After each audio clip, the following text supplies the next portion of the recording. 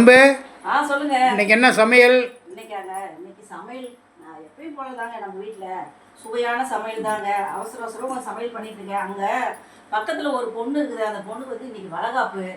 அவங்க வந்து நம்ம வீட்டில் ஏதாவது பலகாரம் செஞ்சேன்னா அந்த பொண்ணுக்கு கொடுப்பேன்.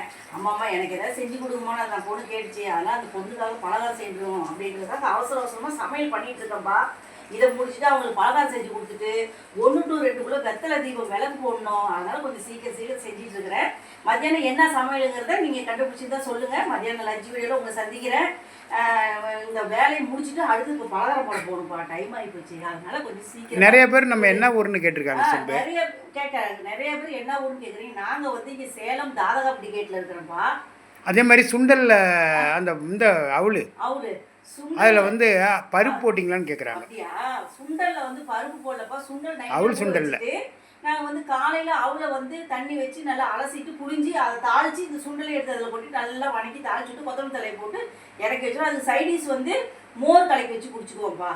அந்த மாதிரி தான் காலை டிஃபன். 2 பேர் தானே, அதனால் கொஞ்சம் கொஞ்சமாக அந்த மாதிரி செஞ்சு சாப்பிட்டுக்குவோம். பருப்பெல்லாம் போடல. பாய்.